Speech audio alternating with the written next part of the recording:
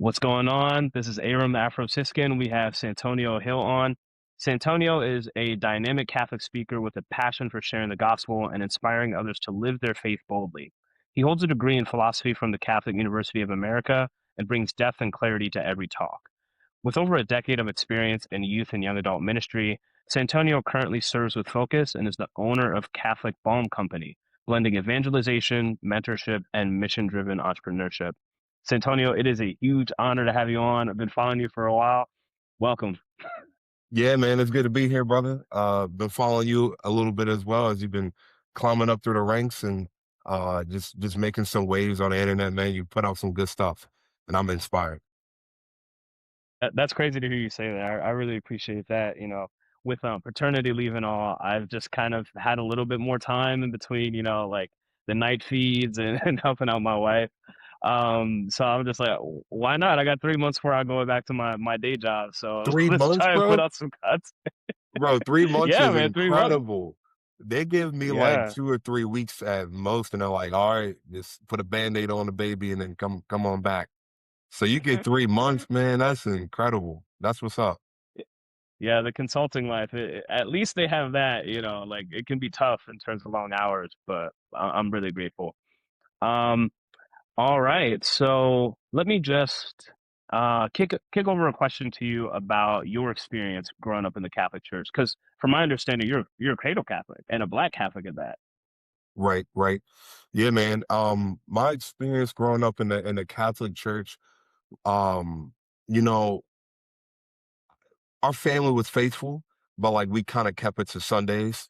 Um, we wouldn't really do anything for Advent. Lent, we would go to Stations of the Cross and are doing the little Lenten dinners and stuff like that. But I would outside of that, like growing up, mass and yeah, I would say the faith in God and such, it just kind of stayed on Sundays, more or less. Um, until I got older and I started altar serving more. And and the faith became a little bit more to me, I think, as I started going to youth group as well, but it still just kind of felt like a superlative or like just, I don't know, an extracurricular activity. It wasn't the center of my life by any means. But like God always meant a lot to me in my family growing up. But we kept him over there, you know. But I would say that when things started changing was when I was approached by my parish priest. He asked me what I was going to do after I finished high school. And so I'm a senior now, and had just gotten this football scholarship. And so I was going to take that to Tufts University. My goal was to make it to the NFL. And this priest is Black. And so I was like, I love Father Scott, but like I never wanted to be a priest. And the crazy thing is that like before I met Father Scott, before he asked me this question, all the priests that I had met beforehand were all white. All of them were my white men.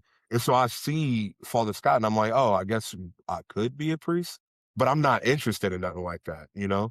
Um, and so like, yeah, that's kind of how I um got the idea in my head that like, okay, I guess I could be a priest. And then he made this invitation to me. And then next thing you know, he's asking me to pray about it. And I say, you know what, I'll sleep on it. And then I have these dreams where like my life is trying to open up in front of like before me. And it's all at an invitation from this priest. And then from this invitation, I feel like I'm getting more and more uh closer to God through it. So that was just really interesting. But like I'm kind of going derailing from the initial question. Like, what was it like growing up? So like we went to two churches. I got all my sacraments in the church that was literally 2 minutes down the street from me, Immaculate Heart of Mary, and it's a solid church. It's good. But we never really felt like we were connected at that church, and I think it was because they didn't play gospel music, and the homilies weren't like to us preaching, at a like yeah, at like a something that's gonna feel like we're gonna be invigorated and like really challenged and just not like a motivational talk, but just like we want to be preached at, you know what I mean? We don't want to get talked to and say like, okay, the gospel says we want to hear someone say like, and the Lord said, we want to hear like some fire behind it, you know? Yeah. And so And so then we ended up going to St. Peter Claver, which ended up being like a 25-minute car ride for us versus that 2-minute car ride literally down the street. We just take the half-hour car ride on Sunday, and we would go down there, and that was filled with Black people, and that made it feel a lot more um like I belong to this church. Not to say that I didn't feel like I belonged to the other church, but the music just wasn't our style, our speed. It was a very actually super diverse church at Immaculate Heart. It was like Hispanics, Asians, Black people, white people. So it was like super diverse. But they, just wasn't. Yeah, it just didn't fit us. Um, Hmm. but then, yeah, the African American parish, man, St. Peter Claver, gospel music. We had a dude on the drums. Homie would come in with a saxophone from time to time, bass players, and the choir, we had like a men's choir, children's choir, women's choir, then like the regular choir. And so like the voices were amplified. It was beautiful, man. And so like and I miss it now. I love and miss those Sunday mornings where I know I'm gonna go to St. Peter Claver, hear uh bomb homily, and hear like amazing music. And in the community, don't get me started on the side of peace.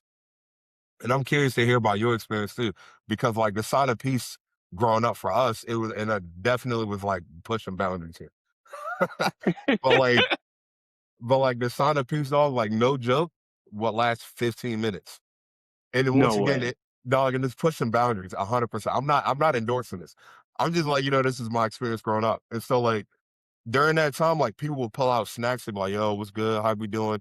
It was almost like you hanging out with somebody at a cookout, like you reminiscing. It's like, "Hey man, how's school been? Like what's been going on with you?" Or we chilling, the kids doing well, yada yada.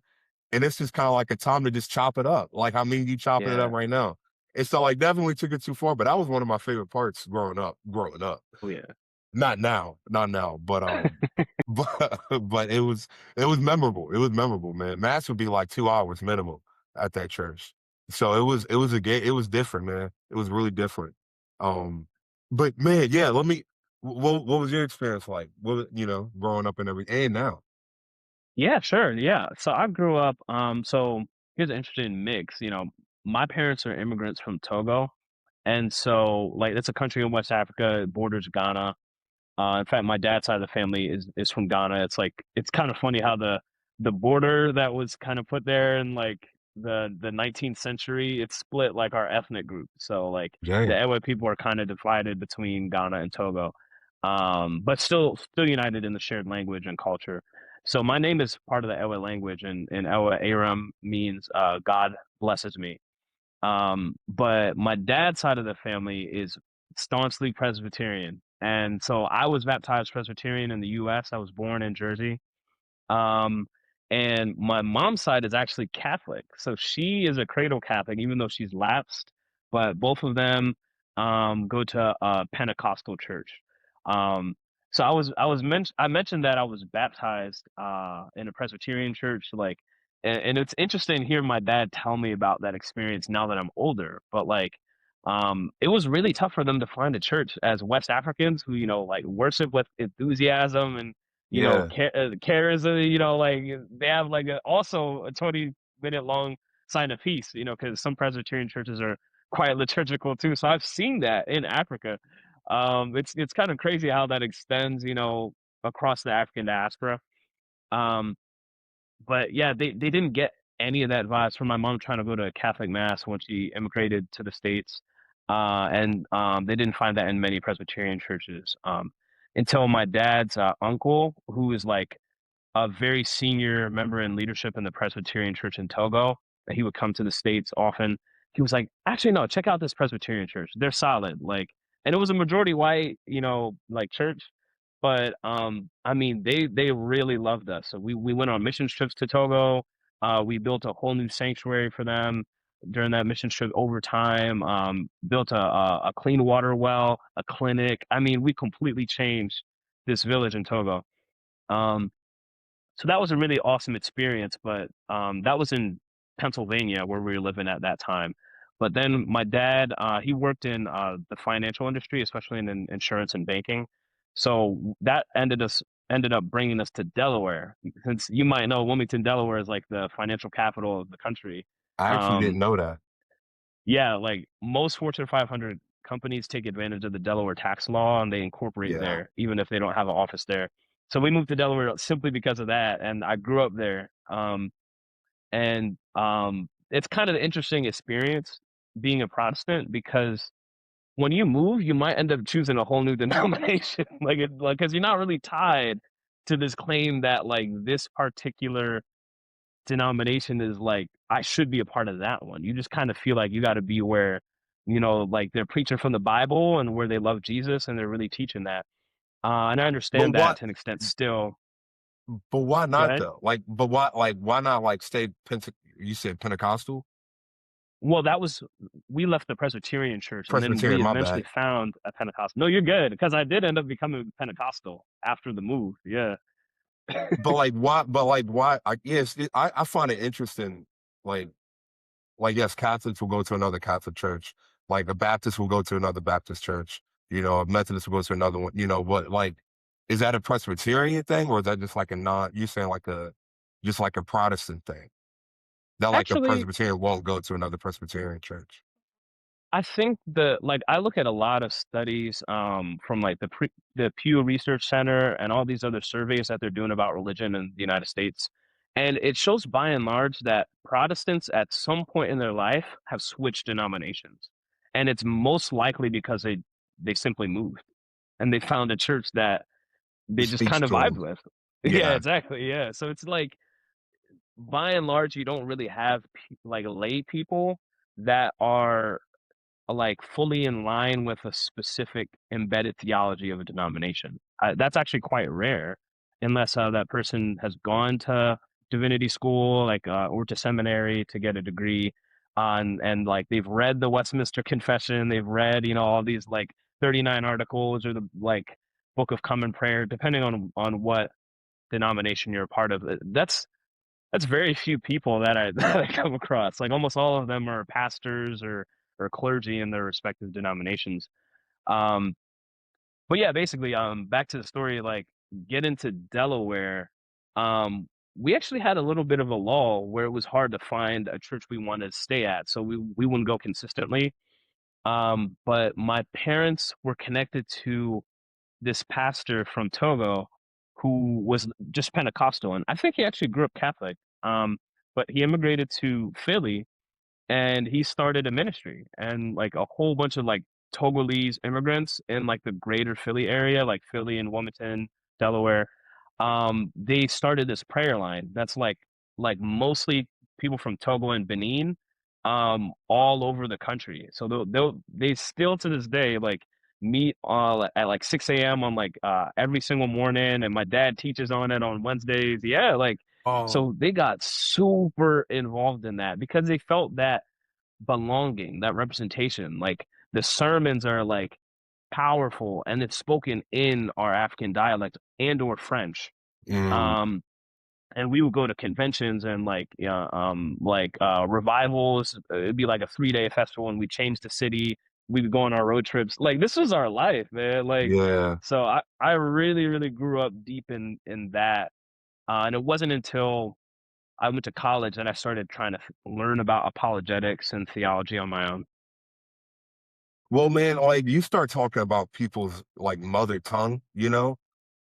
I mean, dude, that's just like a game changer. You know what I mean? Like Yeah. you're gonna feel more comfortable.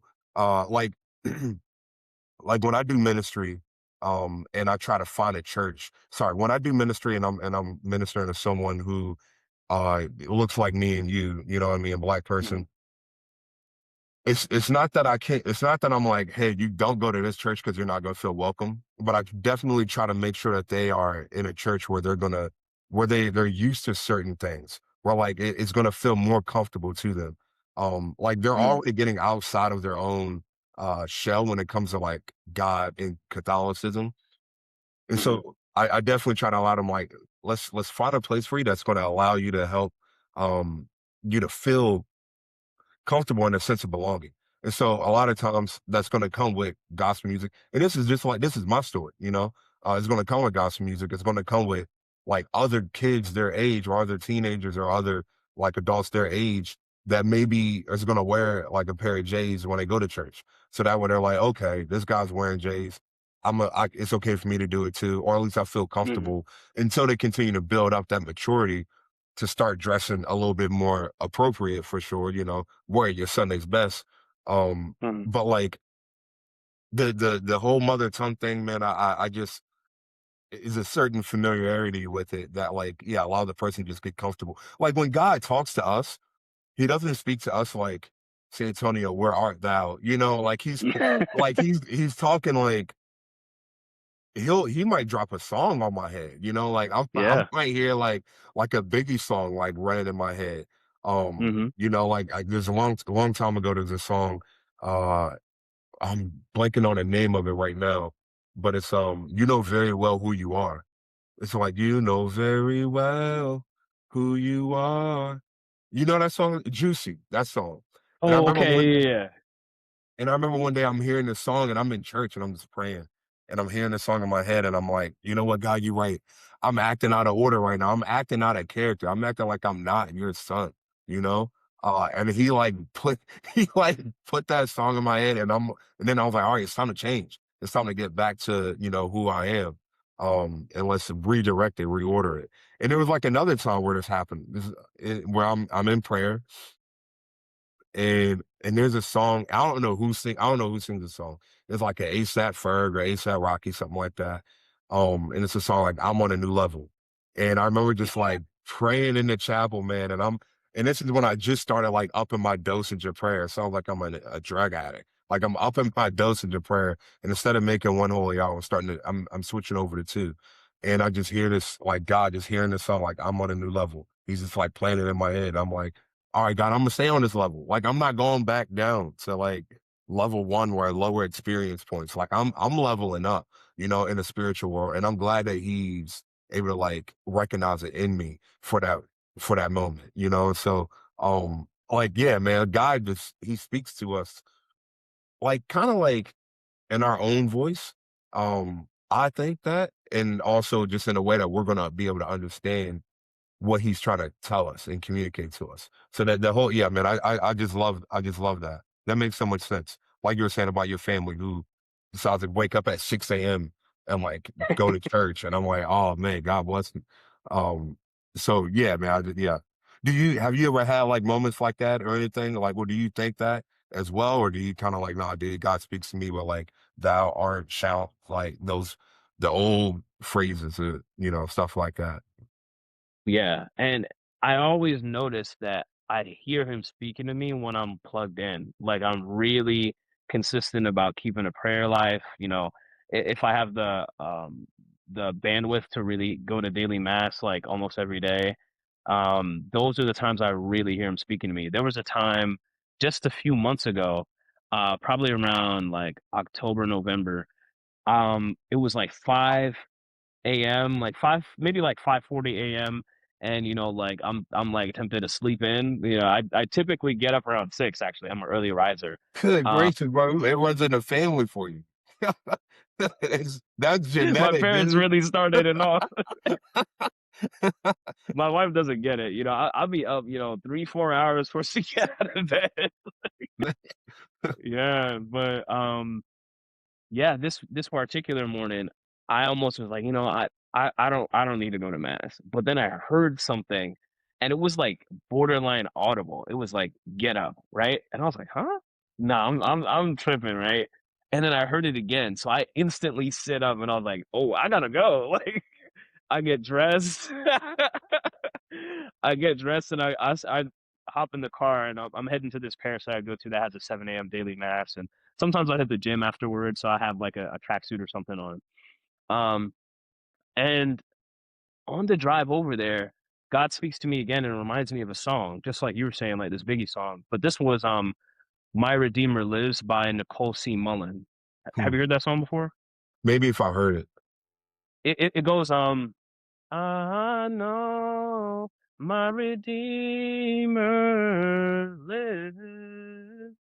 I love that song, but like I kid you not, like as I'm listening to it, like there's tears going down my face. It's like I get to have this encounter with God that I wouldn't have had if like the spirit or maybe my guardian angel didn't just prompt me to get up and like continue this work staying close to him.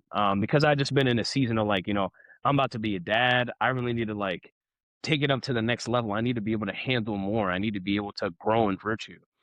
Um, so that was just recently. So yeah, you're right. It does really happen. And I think it's a testament to that, God is really there and the Spirit is with us if we ask for God and if we desire to seek him. Like it says in Jeremiah chapter 29, it says, "You'll find me when you seek me with all of your heart." Hmm. I love that verse so much because it was kind of like this heartbeat that I kept coming back to as I was like, looking into Catholicism. And at various points in my life where I felt lost. And I love that scripture as well because it just goes to show that like the dumbest person truly can like discover God as he's always Yeah. constantly trying to like alert us and like come to our senses and such. Like Hmm. if you just give it a shot, like you'll stumble into that. Dude, I just want to go back to you hearing that voice, man. For whatever reason, all I can all I can see is like someone saying like you know how to like your parents, I don't know if they ever say this to you, if they ever say like get up, well I say get up now. And they like do like the upper lip thing start getting tight, like I say do it, boy. And it's just like, ooh, yeah, yeah. Like that's what I heard. Sorry, man. You were on a roll though. You were moving us along, and I just that's just what I saw, man. I just had to say it. Um, yeah, man. How did you like so as a Protestant, Hmm. former Protestant, how did Right. you come to like know and have like a trust in Mm. in the Pope? Like a lot of people are like, why do you guys follow this guy? You know? Um, and so like, yeah, how did that what was that like for you? Yeah, no, it's so interesting. I was just interviewed on Cameron Riker's podcast and Oh YouTube channel. yeah. Like yeah, so like that's about to drop the full interview. But I got to talk about the papacy specifically and how I like kind of came to be convinced of it and trust in it.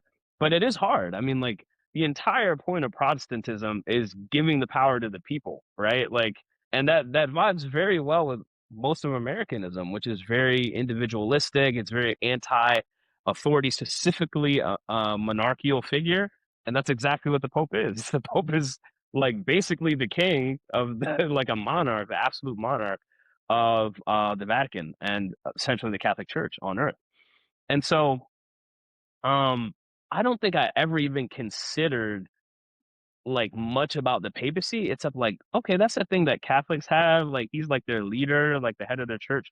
But it was like I don't think I thought about it deeply until maybe like Benedict the 16th was on the news going through the Vatican when I was younger, and my dad was watching it on CNN. And he's like, "Hey son, like like look at this." And I was like, why do they have a pope? And he was like, "Oh, it's just their leader, like." And he didn't really have an answer for like where that came from. So I didn't really think about it again. Next time is probably like 2013 Pope Francis election. My dad is like, "You have to watch this guy." I mean, like the way he's like going and like putting his hand on lepers, it's like making people believe in God again. Like, yeah, we're not Catholic, but this is history happening. And so, Mm, there's a gravitas behind this role. Like before late Pope Francis passed away, he got to speak at the G7 summit. Like, what other world religious leader do you have speaking to like the top heads of state wow. all around the world? Like, it's Wow. really it's very few people. Um, but it's because they recognize that this is a 2,000-year-old office. The government of the Vatican predates all of Western civilization. Mm, Like that's that historical fact. But I like they're not going to preach that from Protestant pastors, pulpit. So it took me meeting, people who were on fire Catholics that kind of knew what their church teaches to kind of start to hear that. And in particular, that was the story of my wife. So like I don't want to like bring all that into here, since we're talking. But like when that drops, you definitely have to hear what I said No more about doubt, the of papacy. course. Yeah. Yeah, no, I'm excited. I mean, 'cause Yeah. I just find it interesting, like and yeah, like I said, like you said, I'll check it out when that pod Yeah. drops, but it's definitely interesting from a at the time, non-Catholic perspective. Because even from Catholics, they're like, "Yeah, I don't know why we follow this dude," it's just like, they don't even understand it and such, but we'll put a stop on this for until the next time, until I hear that episode. It's coming, man. Yeah. um, Yeah, so it was cool, like you just painted the picture of like you growing up as a cradle Catholic. Obviously, I came into the church only 4 years ago, but like also to hear about this experience of you meeting like a black priest for the first time, and like the differences between a black Catholic church and even a diverse church, because we all know the DMV is like we got a pop in there. Like you got Asians, you got people from South America, like It's Africa, covered, dude. everywhere. Yeah. It's kind of crazy how diverse it is. So it's cool to see that really embody this idea of Catholicity, like Catholic meaning universal, in Greek, Katholikos. So you ended up making a choice to turn down like your dreams of going to the NFL to really pursue potentially a calling to the priesthood, which is like a huge deal. And like I feel like so many of the listeners, if they're not religious, or maybe they're spiritual and like just seeking, like, tell me why you would be convicted to do that, and like what came of that journey. Yeah, man, that's a great question. And I love to like ponder on that in my own life from time to time of just like these are my beginnings of my own story. And like, yeah, growing up, I would read the Bible. So like, yeah, everyone in my family had gotten First Holy Communion confirmed and everything. But like between me and my sister, it was just the two of us. I would like go back and I would just like read the Bible because I thought it was interesting, especially the book of Revelation. I'm like, oh, dang, there's a dragon. Like the baby gets eaten. I'm like, what is all this stuff going on in the world times? And so I would find interest in it. Never read the whole Bible from start to finish, but I tried like 6 or 7 times. And I remember after having these dreams, um, that felt like God was truly like trying to connect and talk to me and call upon me. I remember like thinking about it in a way of, well, if this is God right now trying to like get my attention and talk to me and give me an invitation to get to know him and love him deeper, similar to how like Abraham was called, Noah was called, Moses was called, not that I'm on a level of these guys, but like clearly they had their moment with God and they said yes. And look at how history was like trajected afterwards.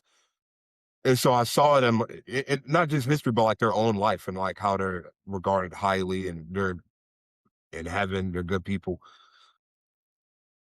And so I thought about it in my own life where it's like, man, if this is my shot, like if God is giving me my chance right now, I don't want to miss it, you know? Mm, Um, I want to be able to respond to him in a way that's going to be that I can look back on in years later down the road and saying, God called me and I said yes. And so it was between that and me also looking at a crucifix. I like had a crucifix on my wall as a kid. And like honestly, my whole room was just like it just had like I had the Ten Commandments plastered on my wall. I had rosaries, I had holy cards, medals, and all these things. And it was really because I had like some demonic dreams as a kid, which we can dive into that another time. But so I wanted to have like protection, and so like I took this rosary off my wall. Sorry, I took a crucifix off the wall, and I'm just staring at it, and I'm trying. And this is maybe I don't know 3 or 4 weeks after having these initial dreams and that initial invitation from Father Scott. And so I'm looking at this mm, crucifix and I'm like, man, I don't get it. I don't understand it. Does Jesus, God, man, died for me to have life? Now, even though I don't understand it, I've never heard anyone refute it. And so I said, well, it must be true. So I had this like very blind faith and blind trust in that. And so I said, well, since this is true, that's really unselfish and amazing of God to die to give me a shot at life. And since he died to give me a shot at life, I might as well give him the first shot at my life to see what it is that he has planned for me. Because I would always hear in Father Scott's homilies, even though I would sometimes be asleep during the homily, I got to be honest with you. And that's not because he wasn't preaching heat. That's just because I'm like, I'm playing football, I'm tired, like Yeah. I just got to move. But I would hear Father Scott say, if you do God's will in life, you'll be the most happy. And so I said, well, I think this is God's will. And I definitely want to be happy, even though I definitely don't want to be a priest and I definitely don't want to go to seminary.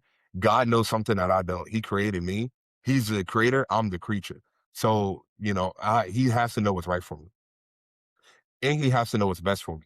And so that was the deciding factor of saying, all right, let's do this. I'm all in, even though I don't want to. And the people are like, dude, you're crazy. Like, what are you doing? Like where I'm from in Maryland is like, and things have definitely changed since I've left town. But like where I'm from at the time, like people wasn't getting full ride scholarships. People Mm. wasn't like, yeah, like they were academically top tier achievers. Athletically, we had great tennis players. But, like, we didn't have, like, solid, like, football, you know what I mean? It's just kinda like what it was back then. But now Yeah. things have completely changed, and athletics is doing really well, they're on top, but that's yeah. So yeah, man, that's what led me into seminary. And, like, yeah, it when I got there so when I got to seminary, it's so interesting because I'm a black Catholic, and I'm really holding it with like a badge of honor, Yeah. because there's other people that hold like, oh, I'm an Asian Catholic or like I'm a white Catholic. They hold, I won't say that white Catholics hold that with a badge of honor, but like Asians definitely did when I was in the seminary. Hispanics, 100%, Latinos, 100% would hold it with a badge of honor. They speak in Spanish. They're like, oh, we gotta go to a Spanish mass. It's American, you're like yada yada. It's lacking. I'm like, is it like what? Like, I don't know. Like, let me go check it out. I go to some Spanish masses, it's popping. They ain't wrong. Afterwards, they got tamales, you know what I mean? It's like a big deal. I'm like, yo, this is fire. I'm like, what are we doing? We gotta step it up. So, um, it's so like, also when I was in the seminary in New York, my first year in seminary, there were guys from like legit like Latin America, guys from Rwanda. There was a guy from Rwanda. There was another guy from Nigeria. There were other seminarians there from Africa, like all around Africa. And it was really interesting because here I am like, it's interesting saying, like, am I African American? Am I Black American? Like that's a whole like identity thing that we can get into as well. But like Mhm. these guys from Africa who are now in America, who are citizens, are like actually African American, and they're sharing their Mm. culture with me, and I'm like, oh well, we didn't do it like that growing up. And it's so very different. It was like a collision. And like I identified with these guys the most out of anybody else there even though they're not from America, which is very interesting. Um, and so sorry, I thought I heard somebody knocking at the door. Um, You got and so I I I I really appreciated um their love for the Lord. Like they would talk to me about mass back home. And they would say back home mass will last 6 hours. And I said, why? They're like, because dude, they said because we only get one day out of the whole week to worship God. And I said, man, and they said we want to give him everything. We want to give him our day. The rest of the week we have to work. But this one day we don't work and we worship God. And we do it up. And I said, well, that's not like that in America, man. We itching to get out it. that door, dog. We walked in Dang. begrudgingly. Most people walk in begrudgingly, and then when we leave, it's like, finally, let's go eat. Where we going to eat at? So that's always where we going to watch the game at. It's whatever. But it's just such a different dynamic, and it's a beautiful one to see because I was able to get my faith strengthened so much more by having these guys witness to me and their experience of Catholicism. Yeah. Wow. And so you No, said there you were. there Oh, my bad. Go ahead. Actually, no, finish your thought. Well, I was just going to kind of toss it to you because you said you've been to Togo and you've gone to church there. And so, but I know you said it wasn't Catholic, but like, I'm just True, very yeah. curious, like, did you have any, like, I guess, like, collisions, so to speak, of like, man, I'm from New Jersey, lived in PA, lived in Delaware. Here I am in Togo. So, like, I don't know if how you consider yourself, or, when it comes to, because you're also raised by, you say, immigrant parents. And so, like, I don't know how close of a connection you have with the culture here in America versus the culture of your parents. And so, like, Mm. what's, yeah, what's that kind of like for you? Yeah, no, that's a really good question. It was a struggle, honestly. Like, I think, um, to be honest with you, it was so bad that it led me to depression, like super early on in my life, like around the age of 12. But backing up a bit, the thing about being raised, like second gen, like when your parents are the first to immigrate in the United States, it's like such a shared experience across cultures, even depending on what country it is. My mom, my wife's mother or my mother-in-law is from Mexico. And so my wife and I relate to so much having an immigrant parent, even though it's from different countries, because it's just like there's this way in which you're never gonna fully relate to your own parent. Like they grew up in a society where everyone just understood what the rules of engagement were, right? Like it's like that's something that I never had with my parents because they're operating as if it's still Togo, and that's how our home was, like but everything I'm learning about social cues and about respectability and honoring your elders from an American perspective, it's always clashing with my parents' view. And they never really had the right understanding that that's what was happening, right? Like, let's say I'm in trouble and, my parents are like talking to me or like, telling me what I did wrong or something like that. You know, I'm trying to be respectful, so I'm giving them eye contact, right? Because Mhm. that's kind of like understood to be respectful in the Western world. Unbeknownst to me, in Togo, when you're being chewed out by your parents, you're supposed to look down. You're not supposed Oh. to ever make eye contact when they're doing that. So they're getting even more mad at me, and I'm like, "What did I do now?" Like,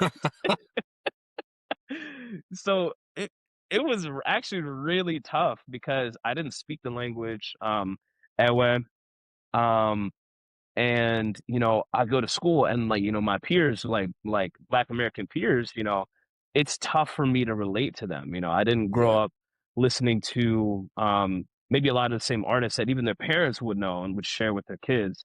So I'm just like the only thing we have in common is a skin color. Like, I Mhm. act very different. I have a funny name.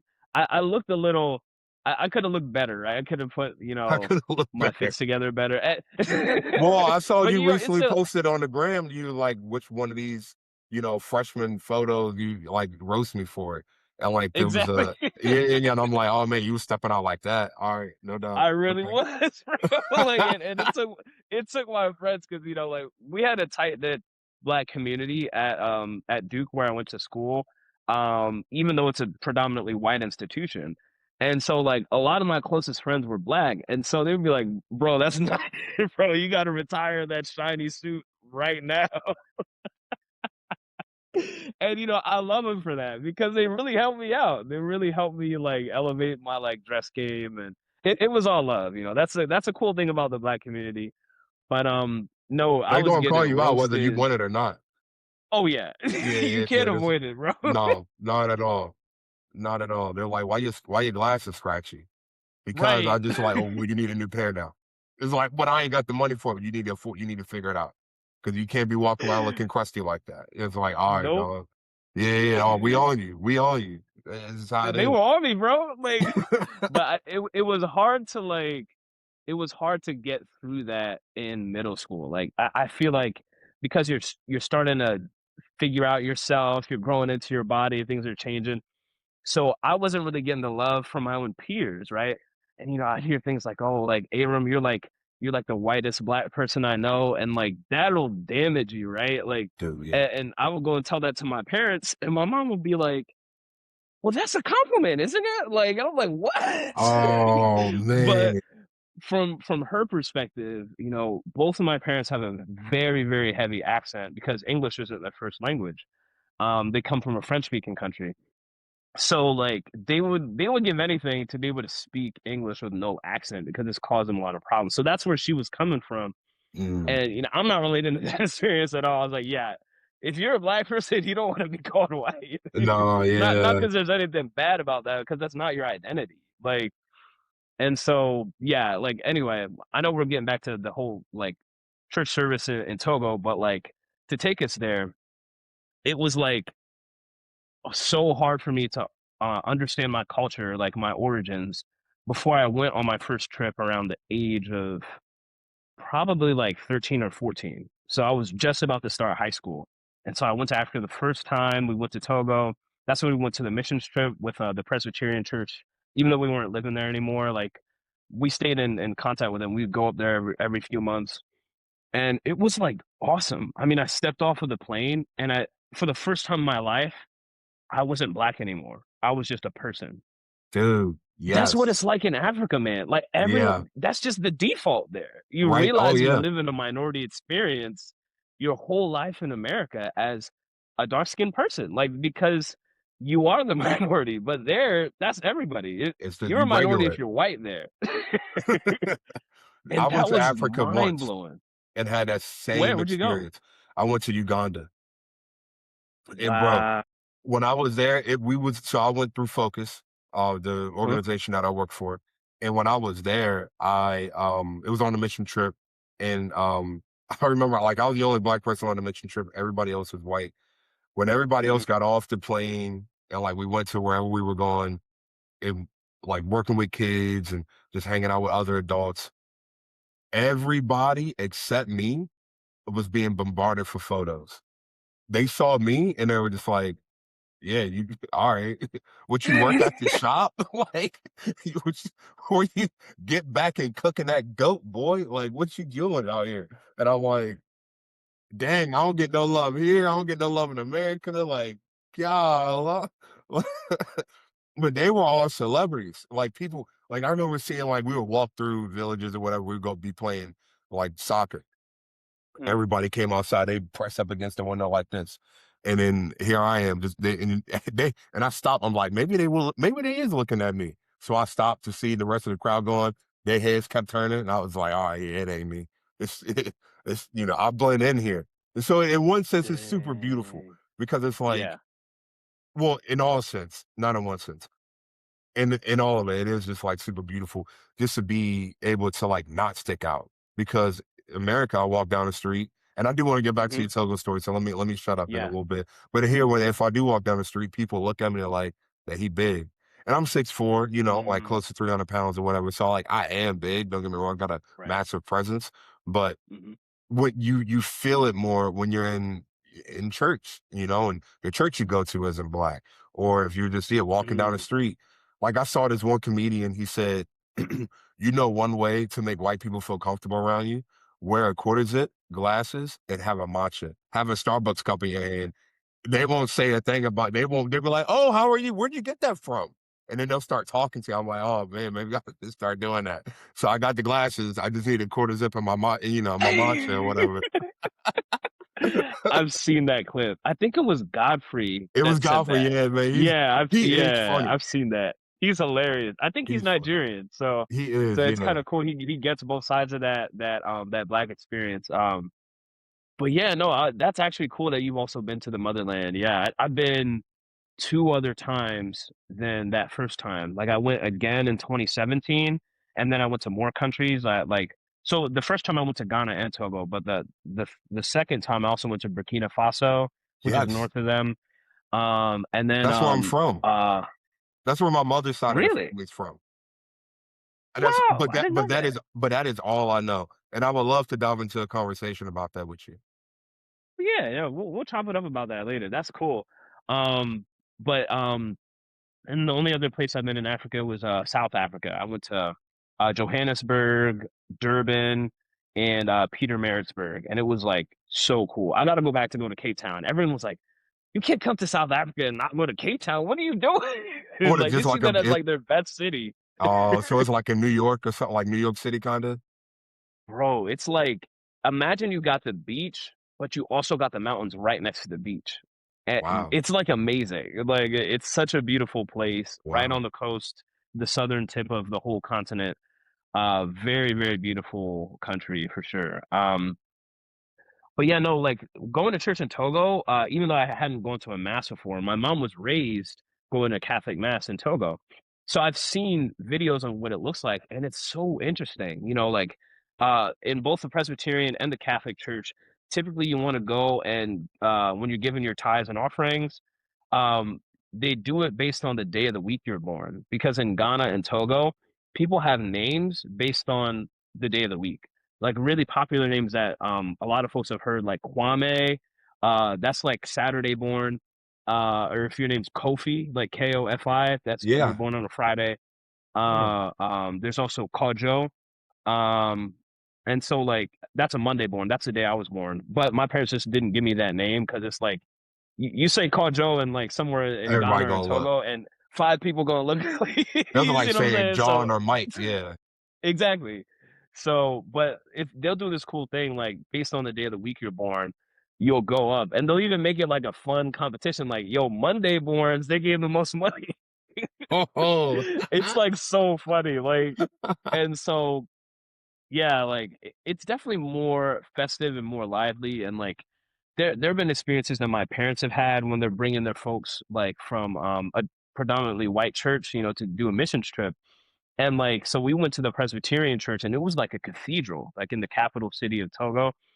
Um, and so like the way in which people go up to give is very jovial. So they're dancing. And like we Mhm. all know that like black folk and Africans, they dance in the liturgy if they get to like do their own cultural spin on it, because that's part of how you like really worship, right? Like we've always had drums, we've always had dancing, and that's like a claim. You do that for someone you really respect, like a Mm. king or God, right? Um, but like the way in which they dance, culturally, which wouldn't be seen as suggestive or vulgar, it offended a particular person in the delegation, and they were Mm. trying to come like they can't be dancing like that in church. And my dad was not having it. Mm. He really told this person off, and they were able to kind of like explain it later and kind of mend that. But I see that happening a lot in the Catholic Church in the U.S. especially. There's this sort of idea that there's only one form of reverence, Yeah. because let's be clear, like the Bible does say that you must reverently worship God, approach him correctly. In the Old Testament, they took off their shoes, entering the Holy of Holies, and you can't approach God unworthy. You could die, and we do Yeah. have to know that. But that cultural understanding of reverent is not like uniform across the diversity and the universality of the Catholic Church, and it doesn't have to be. You know, Christ didn't come into um, a one specific culture that's predominant in the Catholic Church. He came into the Jewish culture. Mhm. God came into the Jewish culture. So we can also encounter God exactly how we are in our essence Mm. and authentically worship him, based on our cultural sensibilities. And I think that's the right thing to do. And I'm very happy that Vatican II emphasized that. And popes, even as far back as John Paul II, have said that explicitly. Mm. Um, but anyway, yeah, no, I'm really glad we got to talk about that particular thing. I really want to hear you talk more about your experience ministering to youth and young adults, especially within the Black community, being a missionary and now working for Focus. Yeah, man. So like you want to hear like a couple stories or just kind of like what it's like or what were you thinking? Yeah, I'd love to hear a couple stories. I think what I want to know specifically are like, what have you found to be effective? Because I think the challenge is you have so many young folks who will come from a background like yours. They just happen to be a cradle Catholic, and they're black or from some more, other minority status, and it's hard for them to see themselves represented in the church. Maybe it's just the artwork; they don't see themselves in it, like the sacred artwork or the icons, or they can't really connect with the music. Um, is that something that you've seen youth and young adults experience, and how do you help parishes that are trying to engage with this demographic do better at that? Man, that's a great question. Well, first off, just when it comes to like ministering to people of color, people that look like me and you, I mean, truly, it like, and yeah, people might come after me for saying this, but like, I truly don't think it's any different. Like, Hmm. all it takes is just taking interest in that person, Yeah. getting to know them. What do they like? What makes them tick? Um, where are they from? Like, Mm, what are their goals? What do they enjoy doing? How do they like to waste time? You know, mm, you just love the person, you know, and then if people are like not reciprocating your conversation or whatnot, when it comes to like talking to them about Jesus and trying to evangelize them, then you just take a little bit more time away from that. You take a little bit more, you put more of the focus on like the human side of things. And so you know, you continue that human like yeah, that human relationship. You create a relationship with the person. I heard once mhm. that true friendship isn't two people looking at each other, it's two people standing side by side looking at something together. And so oftentimes when I am evangelizing, um it's easy. I would say this is like the cheat code if you try to evangelize black people. The cheat code is, and this is if they play basketball. Just go to the court with 'em. Just go hoop. That's it. And if you can play, Eh, then then you have a leg up. Like if you're yeah. actually good, you have a leg up. But if you're trash, just go practice, man. Just don't hit the gym, bro. You know, it's going to be, you'll be very effective, very effective. I mean, think about it in, you know, in another culture. If, you know, if I'm a woman and I'm trying to get in with all the aunties and all the aunties, Hmm. let's say it was talking, you know, since we was talking about, you know, Latinas, let's just keep on that track and like, hey, I'm gonna learn how to make tamales. All right, cool. Hmm. I suck at it. My tamales suck. They're terrible. But if I keep getting good, the aunties or the tias, they'll be like, "All right, girl, we like you. Your tamales taste good.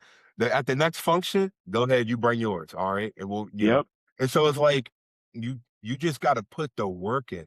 Like that's truly Yeah. it. It's not, in my opinion, it's not hard. It's just taking effort. It's like, do you have the care? Do you have the time to do it?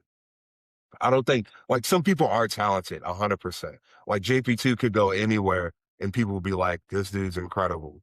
Like he blew Yeah. me away, you know? And like you can use your gifts in that way to evangelize masses of people 100%. But the average person who may not have these charismatic like gifts, and their interpersonal skills, it doesn't matter. All it takes is just getting to know the person that's in front of you, um, and taking interest, and then not stepping off the foot pedal of praying for them. You know, like prayer Hmm. has is so powerful, and we undermine it. We're like, well, I can't get through to him, but God can hear your prayers. You know, and so okay. Then you had two other portions to that question. How do you help other churches? You said, Hmm. Yeah. Exactly. Yeah. and so I would say, so are we, which kind of church are we talking about? Are we talking about like a black church helping to evangelize more black people, or like a non-black church placed in a black neighborhood trying to evangelize black people?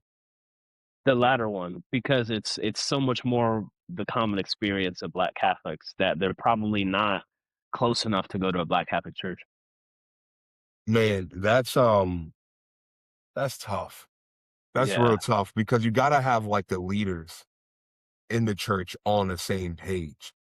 Mm. And like the first person that needs to be on that same page of like how do we reach the people here in the neighborhood has to be the priest first and foremost.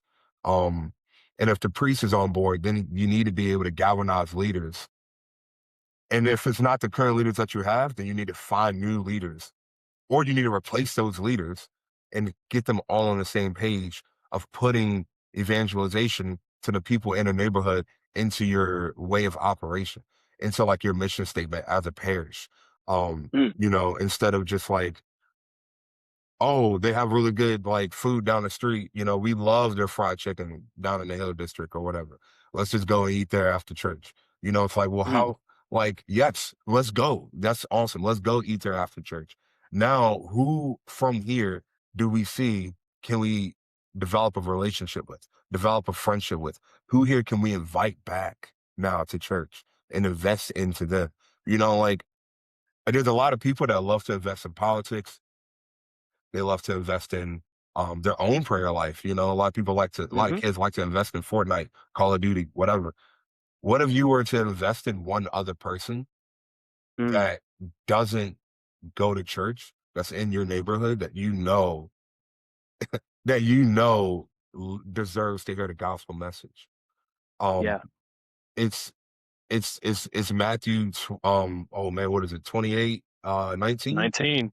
Yep. Yeah, go therefore, make disciples of all nations, baptizing them in the name of the Father, Son, and Holy Spirit, and I'll be with you to the end of age. It's like this Mm-hmm. great commission here. Like this is what God has like literally tasked us to do through Jesus Christ, who's also God. So like if God's telling God to do it, then like at Judgment Day, I heard, I forget the Saint John of the Cross, maybe he said that we're going to be Mm, judged on how well we have loved at the end of yeah. at the end of our lifespan. You know, um, and so like yeah, I'm passionate for it, not because I know I'm going to be judged for it. I'm passionate for it because I know what the invitation that Father Scott gave me of like, hey, how about you go to seminary? I know what that invitation has done to my life and how much peace it has brought my life, versus the disordered living that I had. Now and I still have some disorderness to me. Everybody does. We're human and I ain't perfect. Yeah. But like there's so much more of a peace that I have in my heart, knowing that I'm moving in the right ways of the Lord. And so yeah. And then what was the third question that you had? Or I used your I second question. think you I answered all of I them. think you kind of hit, yeah, I think you kind of hit what I was looking at. I really appreciate you saying that. And I love that you brought up Matthew chapter 28, verse 19, because that's just kind of been like a heartbeat for me. Like, Mm, since I've come into the church, since I've like discerned what my charisms are, charism being like a spiritual gift that you get from the Holy Spirit by virtue of your baptism or any outpouring of the Holy Spirit. And these are the gifts that we're given to help build the kingdom and to like fulfill this mission that Christ gave to every single Christian to go out there and make disciples who make disciples who make disciples. I like I'm so passionate about that and it blows my mind how there's so many parishes where there's so few people that really capture that that's what we ought to be doing. And I think like, you and I are both on the same page that like hello, like we gotta get to work. The harvest is plentiful, but the laborers are few. And yeah. so how else are we gonna do that except for investing in that young brother or sister, like from any community and really figuring out what they need in their interior life and how we can help guide them. Because all 12 apostles got that, and they did that to the next generation. And then when they empowered them, then they gave them the laying on of hands to take up their office. And that has like persisted until today. Every single bishop in the Catholic and Orthodox churches can be traced all the way back to the first 12 who were ordained by Jesus Christ. Man, And I mean, like, so cool. just hearing that fact alone completely changed my life. Yeah. Like, but we're called to be a part of that, regardless if we're ordained or not, you know, because there have been so many saints who were never ordained, but like they're canonized because they did that, and they're models for us to exemplify in our walking as intentional disciples with Jesus Christ. Yeah, man. I love whenever people start getting like passionate and like really zealous about the church and about evangelizing, man, I just want to punch the camera and just like go outside and just start like meeting people right now, you know? Um, yeah. Dude, I have a question for you. So Hmm. like people people that's yeah, our age, I'm I'm 33, but I guess I'm still kind of young. Um, Hmm. who are like our age that you see in the church that are black and that they see Yeah. and they like grew up Catholic. Um, Hmm. when you see them like leaving the church, what are like some of the Mm. reasons why? Mm. Yeah, no, that's a really good question. So it's interesting because when I'm looking at these studies, like, first of all, it's only, I think, like 3 to 4% of the Catholic Church that's like African Americans, like not specifically, talking about my demographic, people from Africa or like that next generation. And so, like, those cradle Catholic communities, unless you're in the DMV, like DC, Maryland, Northern Virginia area, or Louisiana or Chicago, like these hubs, bastions of Black Catholic history, unless you're from there, you probably are in a place where everything feels very foreign to your culture or sensibilities in terms of what the parish is like. And I'm not saying that's every non-Black Catholic parish, right? But you know, whenever I go and visit my parents in Delaware and I look at the options there and for like Catholic masses, I'm like, I like my Catholic churches in North Carolina a lot better, you know. But I'm still there because I'm convinced that Jesus Christ is going to be fully present in the Eucharist. Mm, That's enough for me to go, even if the music is objectively not the best, or even if the people are giving me glances or something, which I've gotten sometimes, you know, that's not why I'm there. I'm there to worship. I'm there to worship God because I love him and I believe in him. And, the problem is so many people of all demographics leave the Catholic Church. 8 times more than people are coming into the Catholic Church, even though there's an increase in people becoming Catholic in the United States. 8 times more people are leaving across all demographics. And that's partly because they've been sacramentalized, meaning we've given them the sacraments of initiation, baptism, first communion, confirmation. And especially because confirmation is right around the end of school, they get to graduate out of the Catholic Church and never come back. yeah. That is the experience. They've been sacramentalized but not evangelized. And I get all this from a book that was written by Sherry Waddell called Forming Oh, Intentional Disciples.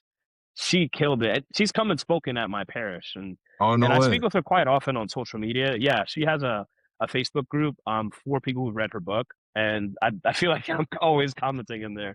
Dude, yeah, Um, send me. I mean, I need to be in that too. I love that book. That's my yeah, like top 5 favorite books. Really good. I'm gonna add you to it. Yeah, you Yeah, definitely have to please. see like all the news that's coming out about like evangelism in the Catholic Church because she put it in the book, and I love the humility because she was like, we are dead last out of all denominations or traditions of Christianity in terms of evangelization. I don't know if that's because of a misunderstanding of what it says in the catechism, in paragraphs like 847, 848, through no fault of their own, invincible ignorance. So like all people of all faiths could go to heaven. Yeah, Oh, but that could is doing a lot of heavy work if that's how you're viewing it. It that also could is says in paragraph dangerous. 848, we have an obligation to evangelize all men because of Matthew 28:19. We got to be doing the work, and we have to Yeah. start in our own pews. Otherwise, people of color are going to be the first to leave because it's already a cross that we bear to remain there if the hierarchy isn't really doing the work to welcome all people. And if you ask me, if you're failing in that regard, you don't really believe in the claims of the Catholic Church. You don't Mhm. really believe that it's the church that Christ founded. Because I've seen people say like, "Oh, well, if black people are complaining so much, why don't they just go and become Protestant?" I was like, "Oh, you just revealed to me you don't really believe in what your church has to offer. Why would you? Why would you be? You would just want people to leave Such a what good you are point. convinced are is the fullness of truth. Like." So I'm always pushing back on those narratives when I see them, and maybe I just gotta let it go and pray for them No, don't. and keep No, it don't let pushing. it go. Because what the moment you stop those conversations is the moment where like people stop thinking. I've never Mm, thought about it like that before. I love that. Like why would you encourage someone to go where they feel better? You know, in yeah, terms of the the religion itself. It's like, oh well, right. it just feels better to me. You know, it's like, but the source and the summit of our church is the Eucharist. We just gonna Yep, toss that for a non like just for a non-blessed wafer somewhere else or something like that. Like, dude, no, exactly. dude, Yeah. please don't stop that. That's part of that work. That's part of that martyrdom, that white martyrdom that you're destined for. Yeah. Yeah, no, that's so real. And I really see it as, when I look at saints, hold on, I got some icons here. I got to show you. Where did I put them? Okay. When I look at saints like this guy, Saint Benedict the Moor, he's the Oh OG yeah. Afro-Ciscan. So so he's kind of a patron saint of this apostolate that I'm doing because he faced racism. He's a patron saint of African Americans, but he faced racism in Italy. He was just a hermit who was going around who wanted to really be holy, and people would make fun of him for the color of his skin. And he always took it. He never retaliated. He never had some sort of retort or insult. He just took it and kept it pushing, prayed for them, was meek and humble. And it caught the attention of the Franciscans. And they were like, how are you doing this? And you're so holy. And he's like, I just asked the Lord to forgive them because they don't know what they're doing. Right. And I'm like, dang, like that's a tough response, especially for Black people in the United States. There are all sorts of reasons that we can be bitter, we could be hurt. But Christ calls all people of all nations, of all races, um, to forgiveness. We're called to Yeah. follow in his footsteps. And he lived that humility and that cross of being Black perfectly. And I mean that. Like, Mm. there are no records of him ever retaliating or complaining about the discrimination that he got. He was brought into the order. They begged this man to be like the minister, like the minister general of the entire order. He didn't want to take it, Wow. but they pushed him to do it, and he accepted it. And he led their whole order. And he wasn't educated. Wow. The Wow. Spirit gave him wisdom. The Spirit gave him insights that people are like, we've been to seminary. How did you even know that? Like, Ugh. and then after his term was over, he asked if he could go back to being a simple fry cook, cooking for the I mean, this is a That's model for how humility, we need dude. to be. Wow. So Saint Benedict the Moor, pray for us, pray for all people listening to this podcast, because I think we got to recognize, regardless of how we feel, in any community, we're called to pray for those who hurt us, who offend us. We're called to be peacemakers. We just got to reread the Beatitudes. The Sermon on the Mount is the pinnacle of Christ's sermons, like by far. Blessed are the peacemakers. Blessed are those who mourn, etc. When it comes to justice, so like today, Hmm. this podcast probably won't come out today, but today's MLK Day. Hmm. And Hmm. for a person like MLK who fought for justice, he didn't just say, I'm gonna forgive him and I'm gonna ask the Lord to help me forgive them and I'm gonna just keep moving on throughout my day. Where do you find that balance between the Saint Benedict the Moor and Mm, and when it comes to fighting for something that's actually just? yeah, I would say we should never conflate the fact that we have to be slow to anger with passivity and being a doormat. Christ called us to be awake to injustice, right? Especially the injustice against our fellow neighbor. Love our Mm. neighbor as ourselves is the second greatest commandment. And in doing so, we can better love God, which is the first greatest commandment. So I would say, especially on MLK Day, which is today, we need to accurately know where injustice is happening, and we ought to be angry. But the response that we need to take has to be Christ-like. It has to be based in forgiveness and loving our neighbor, but not letting the injustice persist. and being Yeah. willing to lay down our life to end that injustice. Because remember what happened to Martin Luther King. So that is true love. That is willing the good of the other. And sometimes the good is for this person that's oppressing me Mm, to end up in jail. That's gonna be the best good for them. yeah. So that they don't lose their soul. They can come to repentance. Um, so I'd say that's the answer. But Christ flipped tables. Being angry is not a sin when there's injustice. Zeal for his house consumed him. But we just have to be slow to anger. We ought not let it go to wrath. It's a good answer, man.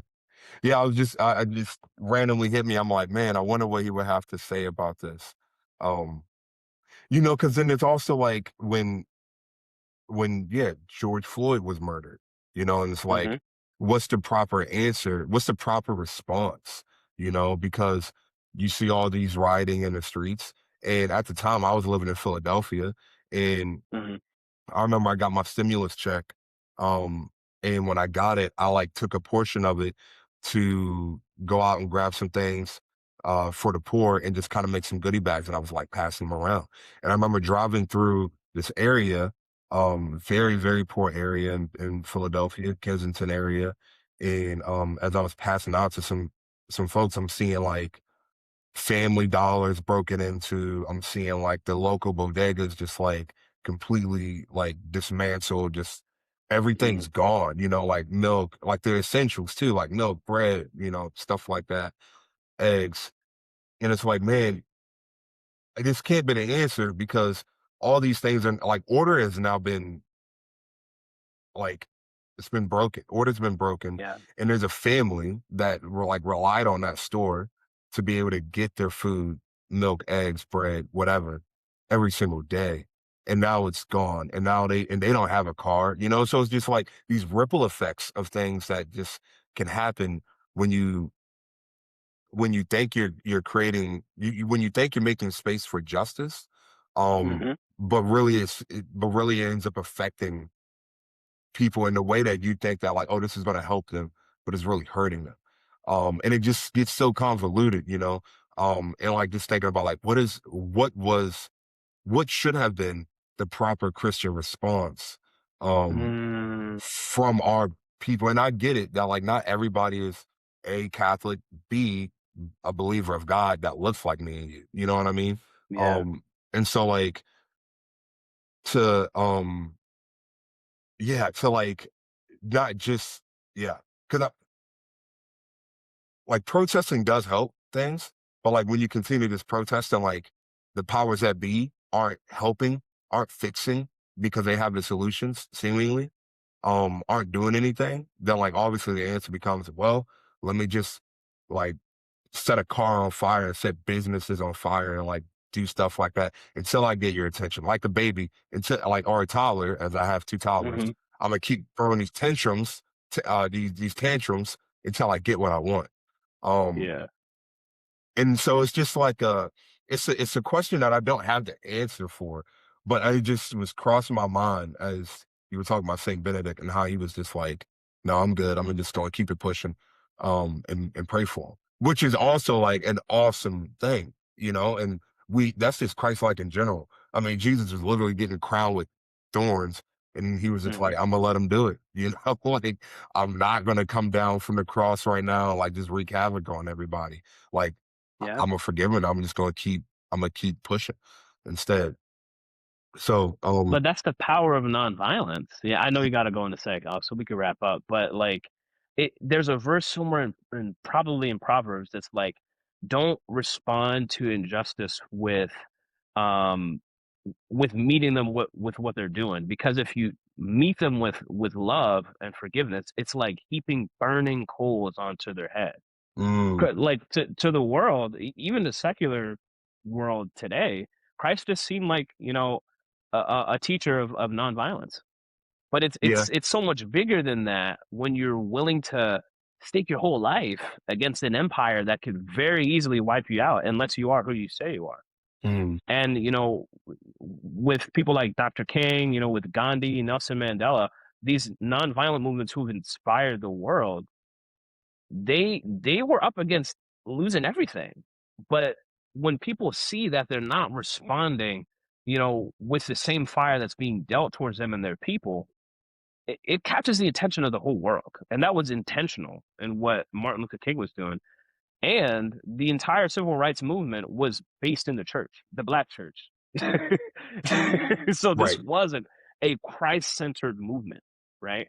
So yeah, I think that the answer is it really is right there in history, in the movements where we've changed civil rights for all. Hmm. That's deep, man. Man, we really chopped it up today. I want people to know where they can find you. Yeah, you can find me on the socials, uh Instagram, Facebook. I'm on TikTok, Santonio_Hill. Um, I think on TikTok is Sandman56, and Hmm. on Facebook it's just my name, Santonio Hill. Y'all also got a website. I got two websites I want to shout out. So you can book me as a speaker at santoniospeaks.com. You can check out all my talks that I have listed there. And then I also have my own company. It's called Catholic Balm Company. And so you can check me out there, catholicbalm.co. We got all types of goodies on there, stuff for men and women, beard oil, beard balm, lotion bars for the ladies, soap. We got a bunch of stuff. Go check us out. That's awesome. Yeah, I gotta step up my beard game and get more like you. Hey, come on. Hey, this is not for everybody. It ain't for everybody, you know? But we got cologne though. We got cologne. Not everybody got a beard, but everybody got skin. And so we got Facts. cologne for you, my brother. All right, man. I appreciate it. But hey, thanks so much for your time. We're definitely gonna keep chopping it up. We'll have to do this again. Yeah, man. This is awesome hanging out with you and getting to know you more and just yeah, being able to talk real, in ways that I can't always do. And so I really appreciate it. Yeah, likewise. I was really blessed by this. All right. Well, thanks everyone for listening, and we'll catch you next time. See y'all.